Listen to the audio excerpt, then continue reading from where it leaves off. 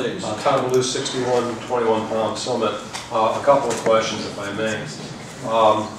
Did I understand, Mr. Gary, that we're going to be proceeding at some point with the drainage for Hiller Park? We're proceeding with the permitting, and after that we follow the drainage. And Highway Superintendent, you did indicate that you were going to be able to, at some point here, take care of the flood route that has been neglected for the last year. And you're yes. Over, make sure that that's put in the proper place, though, correct? But I know there's a flood route there that Gary's familiar with. And I'm familiar with. I agree with you, Tom. That's something that we've talked to Chris about it. Just in case. Paving, but yes, he knows he needs to do it. We've been lucky it's been dry this year, but if we had another 50-year storm, we'd have a 2-foot swimming pool and red ducks out there. If I may also, to interject into the comments that the previous speaker brought up, I guess the question is whether the board, and I'm glad you brought that up, Councilor Quarles, because being an attorney, you'd be familiar with the legalities of it. I don't know where the town board gets the power authority to pass resolutions that are in conflict with the Cicero Town Code, which I'm holding here, okay? If I may. Section 210.31, powers and duties. And I think this pretty much sums up the entire aspect of the discussion. The Zoning Board of Appeals is vested with exclusive, doesn't say partial, it says exclusive jurisdiction to hear and decide appeals involving any interpretation of the zoning law or issues related thereto.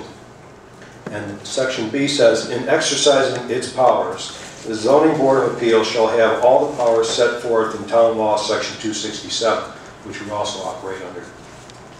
So I think what we're starting to see, obviously, is a can of worms, as Councilor Tarwaki said, because if you can grant exceptions to certain property owners and the Zoning Board of Appeals is not involved in that process, then we're violating the town code.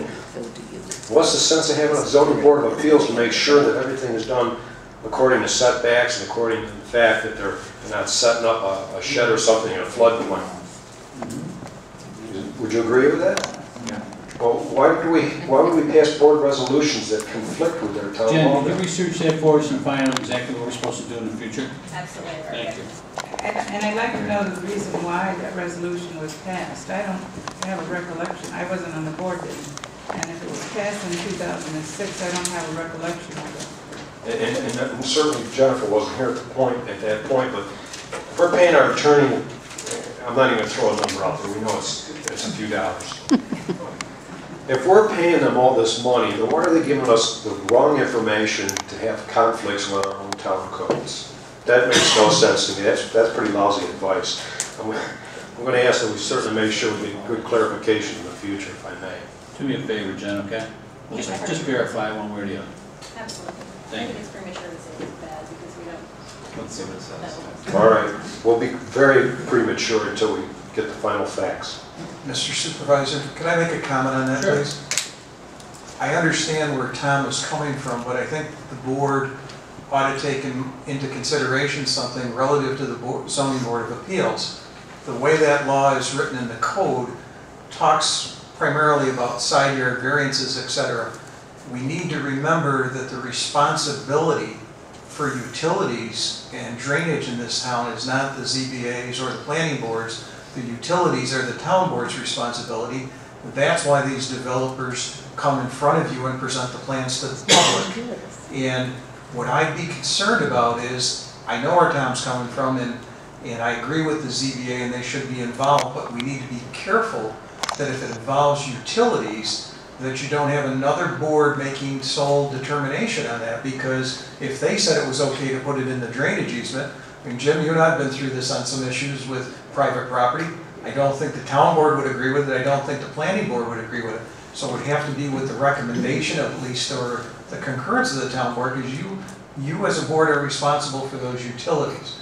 And I hope you see where I'm coming from, Tom. I'm not trying to take one side or the other. I just want to make sure that people just don't look at this in a vacuum and say, yeah, let's give it to the ZBA. Because they may not, somebody could come in front of the ZBA, and if they don't understand the ramifications of drainage or whatnot, now we've got, got bigger problems. So I think somewhere between those two lines is where the answer I is. don't disagree with the discourse, but when it says, you know, this is in black and white, and these are the powers and duties that the board has, or the town board has, and these are the power and duties of the planning board, and these are the powers and duties of the zoning board of appeals.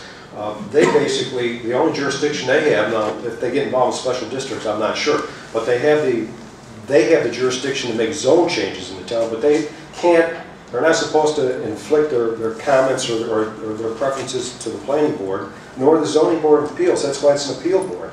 So if the town code office says you can't do that, I can go in there and say, well, I disagree with the codes office, and I'm going to appeal this to the zoning board, and they hear my case. It's basically a quasi-judicial